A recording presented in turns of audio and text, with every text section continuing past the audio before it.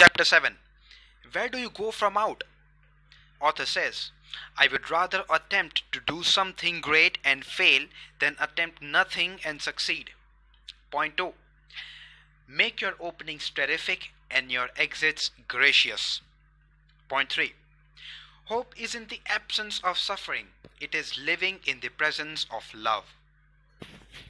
A wonderful incident. Lou Little was football coach at Georgetown University. The college president came to him one day and naming a student said, Lou, do you know this fellow? Sure, Lou answered. He's been on my squad 4 years. I've never played him. He's good enough, but he's just not motivated. Well, the president continued, we just heard that his father died. Will you break the news to him? The coach put his arm around the young man in back room and told him about his father. I'm very sorry, son. Take a week off. But the next day, the coach was amazed to see the student in the locker room suiting up for the game. What are you doing here? Little inquired. Tonight's the big game. I've got to play in it. But you know, I've never started for you. Start me tonight and you won't be sorry.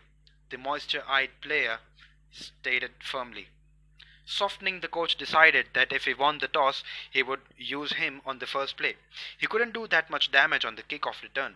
Georgetown won the toss. On the first play, this fatherless boy came tearing down the field with the ball like a tornado. Coach Little, shocked, left him in for another play and then another. He blocked, he tackled, he passed, he ran. He literally won the ball game of Georgetown University that day. In the locker room, Coach Little, perplexed, asked, Son, what happened? The happy, perspiring Victor said, Coach, you never knew my father, did you? Well, sir, he was blind, and today was the first time he ever saw me play. You can go out and up with joy if you have folks who believe in you. The truth is that we all have folks. We all have friends. We all have someone, somewhere, who cares about us and believes that we can make a comeback. Think brighter. Another wonderful incident. I know a woman who was out but became in when she learned to look at the bright side. She married a serviceman who took her away from her cultured, stimulating social scene in a big eastern city. He was assigned of all the places to a California desert post. His duty and his salary kept them confined to the base. The military personnel bored her. The local community, in her words, only Hicks and Indians. In deep depression, she wrote her mother that she couldn't stand it any longer. She was leaving her husband. She was coming home. She was going back to the university. Her mother wrote back a wonderful line. Two people live in the same prison.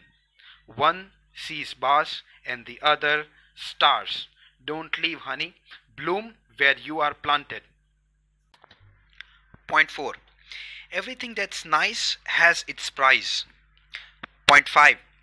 Every tomorrow is a new invitation to beautiful possibilities. And point 6.